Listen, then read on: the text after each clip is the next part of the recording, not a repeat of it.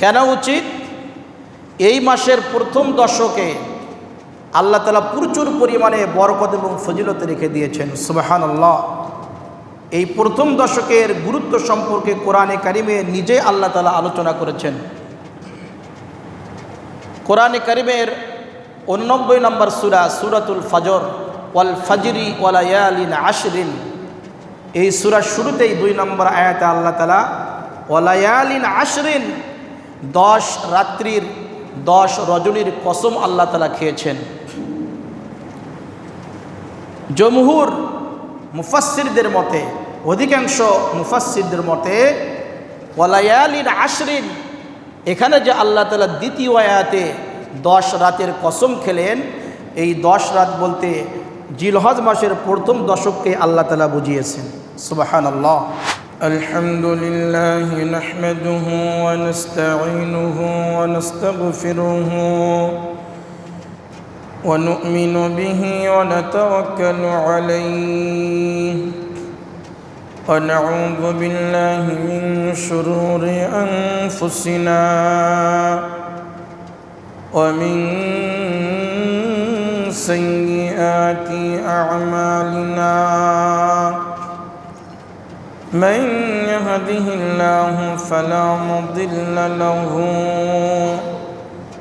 ومن يضلله فلا هادي له ونشهد أن لا إله إلا الله وحده لا شريك له ونشهد أن محمدًا عبده ورسوله أرسله بالحق بشيرًا ونذيرًا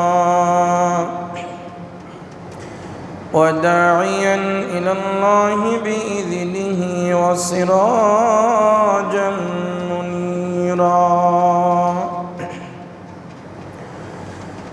أما بعد فأعوذ بالله من الشيطان الرجيم.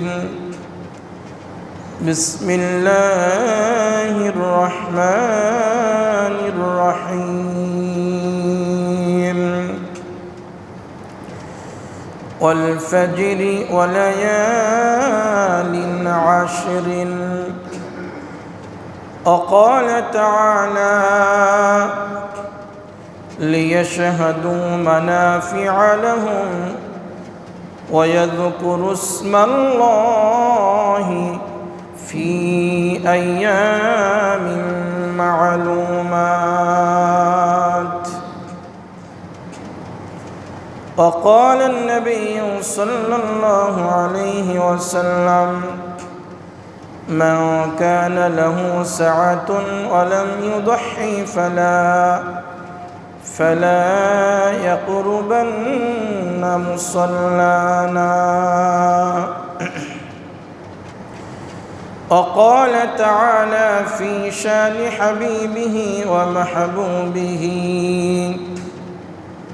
إن الله وملائكته يصلون على النبي يا أيها الذين آمنوا صلوا عليه وسلموا تسليما. درود پڑھ کری اللهم صل على محمد وعلى آل محمد كما صليت على إبراهيم وعلى آل إبراهيم إنك حميد مجيد. اللهم بارك على محمد وعلى آل محمد كما باركت على إبراهيم وعلى آل إبراهيم إنك حميد مجيد. الحمد لله সমস্ত প্রশংসা সেই মহান আল্লাহ সুবহানাহু ওয়া তাআলার আলিশান দরবারে যে মহান রব্বুল আলামিন পবিত্র জিলকদ মাসের শেষ তারিখে শেষ জুমায় পবিত্রতা অর্জন করে মসজিদে এসে কোরআন এবং হাদিস থেকে আলোচনা করার এবং শোনার তৌফিক দান করলেন, সেজন্য মুনিবের দরবারে শুকরিয়া জ্ঞাপন করি। সকলেই বলি আলহামদুলিল্লাহ। মুআজ্জাজ সাজিরিন, আজকে পবিত্র জিলকদ মাসের 29 তারিখ, পবিত্র জুমার দিন। আল্লাহ যদি চান তাহলে আজকে মাগরিবের পর থেকেই পবিত্র জিলহজ মাস শুরু হবে। পবিত্র জিলহজ মাস চন্দ্র মাসের হিসাবে এটি বছরের শেষ মাস।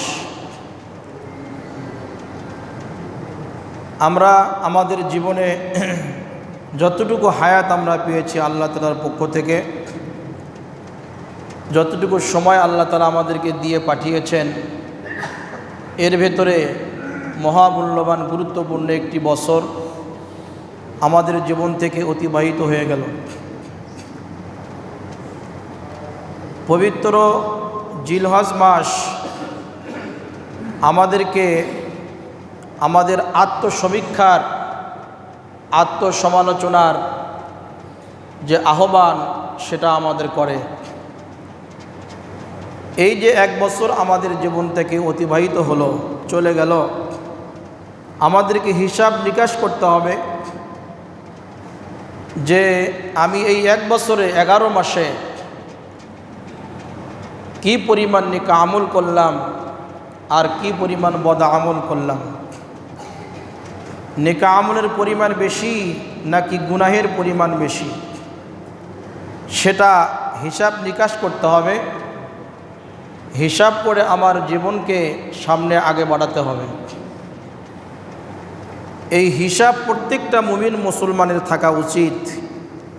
এই হিসাব যদি মুসলমানদের মধ্যে, মুমিনদের ভেতরে না থাকে, তাহলে তার ভেতরে যে পরকালের ভয়, জান্নাত জাহান্নামের বিষয়গুলো, এগুলো পরিপূর্ণভাবে পাওয়া যায় না। খাঁটি মুমিন মুসলমান তো সেই যে ব্যক্তি হিসাব নিকাশ করে তার জীবনকে পরিচালনা করে। আমরা 11 মাস অতিবাহিত করলাম, যা হয়েছে, আমরা যতটুকু নেক আমল করেছি, আমরা যদি হিসাব করি, প্রত্যেকটা মানুষ যদি আমরা হিসাব করি, আমাদের নেক আমলের তুলনায় বদ আমলের পরিমাণই বেশি হবে, গুনার আমলই আমাদের বেশি হবে। আমরা অনর্থক কথা বলে, আমরা আজে বাজে কাজে আমাদের সময়কে আমরা শেষ করে ফেলেছি। যতটুকু সময় আমরা নেক আমলের ভেতরে অতিবাহিত করেছি, এর চেয়ে বেশি পরিমাণে অনর্থক কাজে, গুনাহের কাজে আমরা আমাদের সময়কে আমরা ব্যয় করে ফেলেছি। এজন্য আমাদেরকে এখন থেকে নিয়ত করতে হবে যে আজকে জিলকদ মাস শেষ, আগামীকাল থেকে জিলহজ মাস শুরু হবে, যে আমি সামনে বেশি বেশি করে নেক আমল করব, বদ আমল করব না, গুনাহের কাজ করব না, এই ওয়াদাবদ্ধ হওয়া। একজন খাঁটি মুমিন মুসলমান সে এই ওয়াদা করবে যে আমি ভবিষ্যতে নেক আমলের পরিমাণ বাড়িয়ে দেব, বদ আমলের যে পরিমাণ সেটা আমি 0 পর্যায়ে নিয়ে আসব। এই প্রতিজ্ঞা আমাদের মাঝে থাকা উচিত। পবিত্র জিলহজ মাস এই হিসাব নিকাশের শিক্ষায় আহ্বান আমাদেরকে দিচ্ছে। পবিত্র জিলহজ মাসের যে ফজিলত, অনেক গুরুত্বপূর্ণ একটি মাস। এই মাসটি আরবি মাসগুলোর শেষ মাস, বছরের শেষ মাস। আল্লাহ তাআলা 12টি মাস দিয়েছেন, এর মধ্যে সবচেয়ে বেশি প্রাধান্য দিয়েছেন রমজানুল মুবারককে। 12 মাসের ভেতরে সবচেয়ে বেশি ফজিলতপূর্ণ মাস রমজান মাস। আল্লাহ তাআলা সপ্তাহে 7 দিন দিয়েছেন, এর ভেতরে সর্বশ্রেষ্ঠ দিন হচ্ছে পবিত্র জুমার দিন। বছরে যতগুলি দিন হয়, সারা বছরে যতগুলি দিন হয়, এই দিনগুলোর ভেতরে সার্বিকভাবে আল্লাহ তাআলা পবিত্র জিলহজ মাসের প্রথম দশককে, প্রথম 10 দিনকে আল্লাহ তাআলা সকল দিনগুলোর উপরে প্রাধান্য দিয়েছেন। সুবহানাল্লাহ। সকল দিনের উপরে পবিত্র জিলহজ মাসের প্রথম 10 দিন এটা বেশি ফজিলত রাখে, আল্লাহ তাআলা এটাকে প্রাধান্য দিয়েছেন। জিলহজ মাসের প্রধান আমল হচ্ছে হজ করা। এই মাসটিকে বলা হয় হজের মাস। এই মাসেই কিন্তু হাজী সাহেবরা হজ পালন করেন। যেই হজ ইসলামের যে 5টি ভিত্তি রয়েছে, এর মধ্যে গুরুত্বপূর্ণ একটি স্তম্ভ ভিত্তি হচ্ছে আল হজ, হজ পালন করা যাদের সামর্থ্য রয়েছে। এছাড়াও এই মাসে 10টি আমল করা প্রত্যেকটা মুমিন মুসলমানদের জন্য উচিত। কেন উচিত? এই মাসের প্রথম দশকে আল্লাহ তাআলা প্রচুর পরিমাণে বরকত এবং ফজিলত রেখে দিয়েছেন। সুবহানাল্লাহ। এই প্রথম দশকের গুরুত্ব সম্পর্কে কোরআনে কারিমে নিজে আল্লাহ তাআলা আলোচনা করেছেন। কোরআনে কারিমের 89 নম্বর সূরা, সূরাতুল ফজর, ওয়াল ফজরি ওয়া লায়ালিন আশরিন, এই সূরার শুরুতেই 2 নম্বর আয়াতে আল্লাহ তাআলা ওয়া লায়ালিন আশরিন, 10 রাত্রির 10 রজনীর কসম আল্লাহ তাআলা খেয়েছেন। জমহুর মুফাসসিরদের মতে, অধিকাংশ মুফাসসিরদের মতে ওয়া লায়ালিন আশরিন, এখানে যে আল্লাহ তাআলা দ্বিতীয় আয়াতে 10 রাতের কসম খেলেন, এই 10 রাত বলতে জিলহজ মাসের প্রথম দশককে আল্লাহ তাআলা বুঝিয়েছেন। সুবহানাল্লাহ। এই আয়াত থেকে প্রতীয়মান হয় যে জিলহজ মাসের প্রথম দশকের ফজিলত অনেক গুণ বেশি। এটা আল্লাহ তাআলা নিজেই আলোচনা করেছেন। এই মাসে আমাদের 10টি আমল করা উচিত। গুরুত্বপূর্ণ 10টি আমল রয়েছে যেগুলো করলে অনেক ফজিলত রয়েছে। 1 নম্বর আমল হচ্ছে বেশি বেশি করে নেক আমল করা, ভালো কাজ করা। 2 নম্বর আমল হচ্ছে অধিক পরিমাণে জিকরুল্লাহ করা, আল্লাহর জিকির করা। 3 নম্বর দিনের বেলা রোজা রাখা। 4 নম্বর রাতে জাগ্রত থেকে ইবাদত বন্দেগী করা। 5 নম্বর বিশেষ করে আরাফার দিবসে রোজা রাখা। জিলহজ মাসের 9 তারিখকে আরাফার দিবস বলা হয়। 6 নম্বর আমাদের চুল এবং নখগুলো না কাটা। 7 নম্বর তাকবীরে তাশরিক পাঠ করা। 8 নম্বর ঈদুল আজহার রাতে, ঈদের রাতে ইবাদত বন্দেগী করে রাতকে অতিবাহিত করা, ঈদের রাতে ইবাদত করা। 9 নম্বর ঈদুল আজহার নামাজ আদায় করা। 10 নম্বর হচ্ছে ঈদুল আজহার নামাজ আদায় করে কুরবানির আমল সম্পূর্ণ করা। এই 10টি আমল প্রত্যেকটা মুমিন মুসলমানদের জন্য করা উচিত। 10টি আমলের সংক্ষিপ্ত ব্যাখ্যা আমি আলোচনা করছি। 1 নম্বরে বললাম যে বেশি বেশি করে নেক আমল, ভালো কাজ করা। ভালো কাজ বেশি বেশি যদি করি তাহলে এই দশকের ভেতরে আল্লাহ তাআলা ফজিলত অনেক বেশি রেখে দিয়েছেন। সহিহ বুখারী শরীফের 969 নম্বর হাদিসের ভেতরে নবীজি সাল্লাল্লাহু আলাইহি ওয়াসাল্লাম একটি হাদিস বর্ণনা করেছেন। নবীজি বলেন, আল্লাহ তাআলার নিকটে জিলহজ মাসের প্রথম দশকের নেক আমলের চেয়ে অন্য কোনো দিনের রাতের নেক আমল আল্লাহর কাছে বেশি প্রিয় নয়, উত্তম নয়। সুবহানাল্লাহ।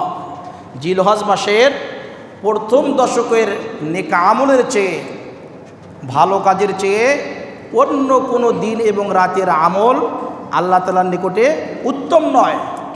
সাহাবায়ে কেরাম বললেন, ইয়া রাসূলুল্লাহ ওয়ালাল জিহাদু, আল্লাহর রাস্তায় জিহাদ করাও কি উত্তম হতে পারে না? নবীজি বললেন, ওয়ালাল জিহাদ, জিহাদও নয়। তবে এই হাদিসের শেষে নবীজি সাল্লাল্লাহু আলাইহি ওয়াসাল্লাম একজন ব্যক্তির ব্যাপারে বলেছেন তার আমলটা উত্তম হবে। সেই ব্যক্তিকে, যে ব্যক্তি তার জান, তার জীবন এবং তার মাল জান এবং মাল নিয়ে আল্লাহর রাস্তায় জিহাদের জন্য বের হলো। জিহাদ করতে করতে সে শাহাদত বরণ করলো, বাড়িতে সে কিছুই নিয়ে আসতে পারল না। একজন ব্যক্তি জান এবং মাল নিয়ে আল্লাহর রাস্তায় বের হলো জিহাদ করার উদ্দেশ্যে, কিন্তু সে জান মাল বাড়িতে ফিরে নিয়ে আসতে পারল না। তার মানে নিশ্চিতভাবে ওই ব্যক্তি শাহাদাতের ময়দানে শাহাদত বরণ করেছে। এই ব্যক্তির আমল, এই মুজাহিদের আমলটা উত্তম হতে পারে। এছাড়া স্বাভাবিক যত আমল রয়েছে, এই আমলগুলো সবচেয়ে বেশি প্রাধান্য আল্লাহ তাআলা দিয়েছেন জিলহজ মাসের প্রথম দশকের নেক আমলগুলোকে। এই হাদিস থেকে কি বোঝা যায়? এই হাদিস থেকে বোঝা যায় যে আমরা যদি এই প্রথম দশকে বেশি বেশি করে নেক আমল করি, অন্য মাসে নেক আমল করলে যে পরিমাণ সওয়াব আল্লাহ তাআলা দিতেন, তার চেয়ে বেশি পরিমাণে সওয়াব আল্লাহ তাআলা আমাদের আমলনামায় লিপিবদ্ধ করে দিবেন। সুবহানাল্লাহ। এজন্য আমরা জিলহজ মাসের প্রথম দশকে আজকে মাগরিব থেকে আমরা যে আমলগুলো স্বাভাবিকভাবে করতাম, 11 মাস করেছি, আমরা আজকে থেকে মাগরিব থেকে আমরা এই নেক আমলগুলো বাড়িয়ে দেওয়ার চেষ্টা করব। আল্লাহ তাআলা তৌফিক দান করেন। দ্বিতীয় প্রথম দশকের ফজিলতপূর্ণ আমল হচ্ছে আল্লাহ তাআলার বেশি বেশি করে জিকির করা। কোরআনে কারিমের সূরা হজ, এই হজের 28 নম্বর আয়াতের ভিতরে আল্লাহ তাআলা এই জিকির সম্পর্কে বলেছেন, লিয়াশহাদু মানাফিআ লাহুম ওয়া ইয়াযকুরু ইসমাল্লাহি ফি আইয়ামিন মা'লুমাত। আল্লাহ তাআলার জিকিরের ব্যাপারে বললেন যে তোমরা আমার জিকির বেশি বেশি করে করো, ফি আইয়ামিন মা'লুমাত, নির্দিষ্ট দিন সমূহের ভেতরে। মুফাসসিরদের মধ্যে রইসুল মুফাসসিরিন, মুফাসসিরদের মধ্যে সম্রাট মুফাসসির হযরত আব্দুল্লাহ ইবনে আব্বাস রাদিয়াল্লাহু তাআলা আনহু, তিনি বলেছেন ফি আইয়ামিন মা'লুমাত বলতে এই আয়াতের ভেতরে জিলহজ মাসের প্রথম দশককে আল্লাহ তাআলা বুঝিয়েছেন। সুবহানাল্লাহ। এই 10 দিনে বেশি বেশি করে আল্লাহর জিকির করা, আল্লাহকে স্মরণ করা। জিকির বলতে কি বোঝায়, কিভাবে জিকির করব? মুজামে কাবির একটি হাদিস গ্রন্থ রয়েছে। এই হাদিস গ্রন্থের ভেতরে একটি হাদিস এসেছে, নবীজি সাল্লাল্লাহু আলাইহি ওয়াসাল্লাম ইরশাদ করেছেন, জিলহজ মাসের প্রথম 10 দিনের নেক আমল আল্লাহ তাআলার নিকটে সবচাইতে মাহবুব নেক আমল। সুবহানাল্লাহ। আল্লাহ তাআলার নিকট সবচেয়ে বেশি পছন্দনীয় নেক আমল। জিলহজ মাসের প্রথম 10 দিন আল্লাহ তাআলার নিকট সবচেয়ে বেশি প্রিয়, এবং এই 10 দিন এবং রাতের আমল আল্লাহ তাআলার নিকট সবচেয়ে বেশি মাহবুব, পছন্দনীয়। এজন্য তোমরা বেশি বেশি করে সুবহানাল্লাহ, আলহামদুলিল্লাহ, লা ইলাহা ইল্লাল্লাহ, আল্লাহু আকবার। কয়টি শব্দ বললাম? 4টি শব্দ। সুবহানাল্লাহ, আলহামদুলিল্লাহ, লা ইলাহা ইল্লাল্লাহ, আল্লাহু আকবার। নবীজি বললেন তোমরা এই 4টি শব্দ বেশি বেশি করে এই প্রথম দশকে, জিলহজ মাসের প্রথম দশকে এই 4টি শব্দ সুবহানাল্লাহ, আলহামদুলিল্লাহ, লা ইলাহা ইল্লাল্লাহ, আল্লাহু আকবার, এই 4টি শব্দ তোমরা বেশি বেশি করে পাঠ করবে। এবং এই 4টি শব্দের মাধ্যমে তোমরা আল্লাহর জিকির বেশি বেশি করে করবে, আল্লাহকে বেশি বেশি করে স্মরণ করবে। জিকিরের অর্থ হচ্ছে এটি। আল্লাহ তাআলা আমাদেরকে আল্লাহ তাআলার বেশি বেশি করে জিকির, এই শব্দগুলো বেশি বেশি করে পাঠ করার তৌফিক দান করুন। সকলে বলে আমিন। 3 নম্বর ফজিলতপূর্ণ আমল হচ্ছে দিনের বেলা রোজা রাখা। 4 নম্বর আমল হচ্ছে রাত্রিবেলায় ইবাদত বন্দেগী করা। জিলহজ মাসের প্রথম দশকের 3 নম্বর এবং 4 নম্বর ফজিলতপূর্ণ আমল হচ্ছে দিনের বেলায় রোজা রাখা আর রাত্রিবেলায় ইবাদত বন্দেগী করা।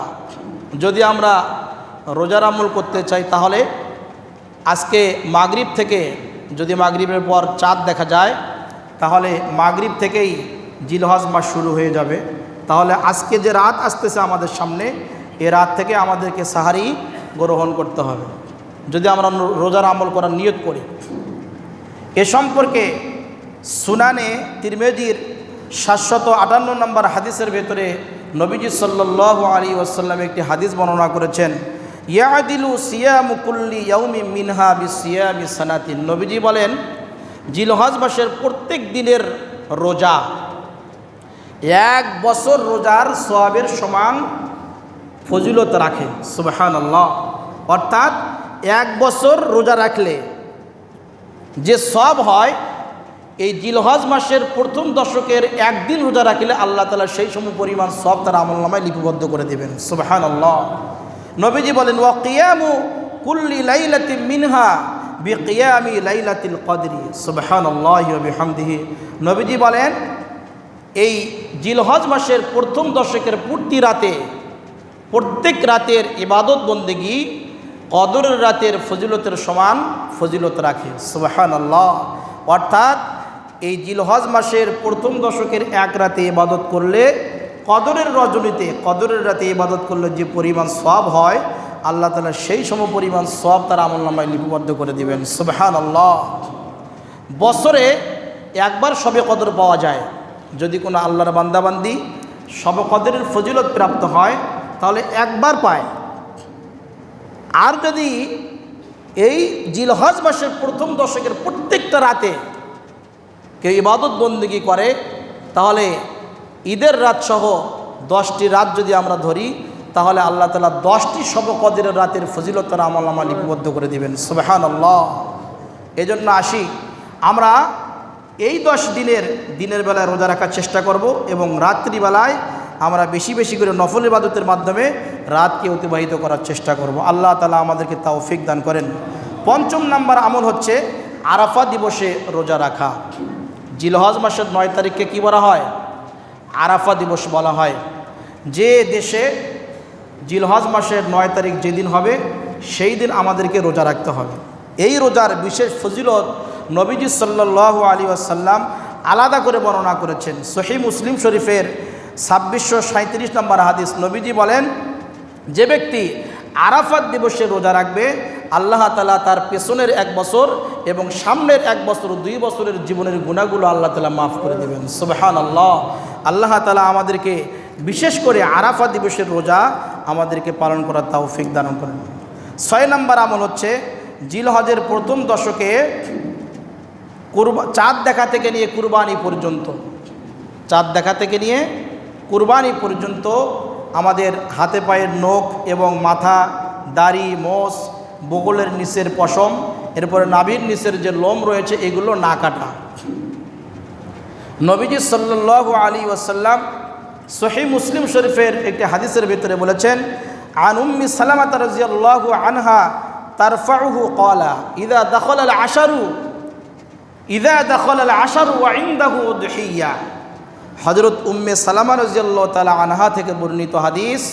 নবীজি সাল্লাল্লাহু আলাইহি ওয়াসাল্লাম ইরশাদ করেছেন, যখন জিলহজ মাসের আগমন ঘটে, জিলহজ মাসের চাঁদ উদিত হয়, ওয়া ইনদাহু উদহিয়া, কুরবানির নিকটবর্তী সময়, ইউরিদু আইয়ুদহিয়া, যে ব্যক্তি কুরবানির দিনে কুরবানি করার নিয়ত করে, ইচ্ছা পোষণ করে, ফালা ইয়াখুযান্না শা'রান, সে যেন তার চুলগুলো না কাটে, ওয়ালা ইয়াকুলিমান্না জুফরা, এবং তার হাতে এবং পায়ের নখগুলো যেন সে না কাটে। সুবহানাল্লাহ। যে ব্যক্তি কুরবানি করবে সে তো এগুলো কাটবে না, এই আমলটি করবে।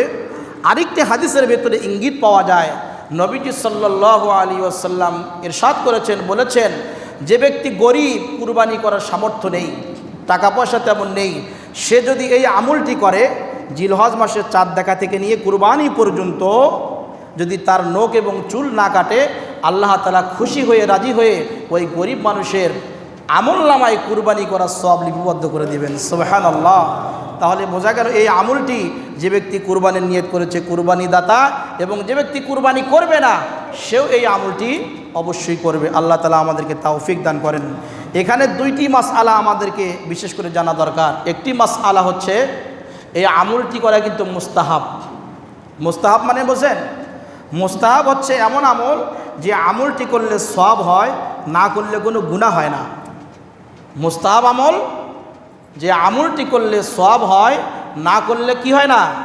গুনাহ হয় না। তাহলে এবার আসুন যদি আমরা এই আমলটি করতে গিয়ে এখন দেখা যাচ্ছে যে আমি 40 দিন থেকে নখ কাটি না, 40 দিন পার হয়ে যাচ্ছে, 40 দিন পার হয়ে যাচ্ছে, অতিবাহিত হচ্ছে, আমার বগলের নিচের যে পশম, আমার নাভির নিচের যে লোম, এগুলো আমার কাটা হচ্ছে না, 40 দিন পার হয়ে যাচ্ছে। 40 দিন পার করা যাবে না, 40 দিন পার করা যাবে না। তখন এই আমল মুস্তাহাব আমল চলবে না। তখন 40 দিন যদি পার হয়ে যায়, তখন তার জন্য এই লোম এবং নখগুলো কাটা তার জন্য অজীব হয়ে যায়। কি হয়ে যায়? অজীব হয়। 40 দিন পার হলে গুনাহ হওয়ার সম্ভাবনা বেশি থাকে। এই জন্য মাসআলা বুঝতে হবে, এই আমলটি করা মুস্তাহাব, কিন্তু কারো যদি আমল করতে গিয়ে 40 দিন অতিবাহিত হয়ে যায়, সেক্ষেত্রে তার লোম, তার চুল, নখ এগুলো কাটা তার উপরে ওয়াজিব। এই মাসআলাটি আমরা খুব সতর্কতার সাথে আমল করার চেষ্টা করব। আল্লাহ তাআলা আমাদেরকে তৌফিক দান করেন। 7 নাম্বার আমল হচ্ছে তাকবীরে তাশরিক পাঠ করা। জিলহজ মাসের 9 তারিখ ফজর থেকে শুরু হবে, 13 তারিখ আসর পর্যন্ত তাকবীর দিতে হবে। তাকবীরটি কি? আল্লাহু আকবার, আল্লাহু আকবার, লা ইলাহা ইল্লাল্লাহু আল্লাহু আকবার, ওয়ালিল্লাহিল হামদ। এই যে তাকবীরটি, এটি আমরা মুখস্থ করে নেব। তাকবীরে তাশরিক জিলহজ মাসের 9 তারিখ ফজর থেকে 13 তারিখ আসর পর্যন্ত।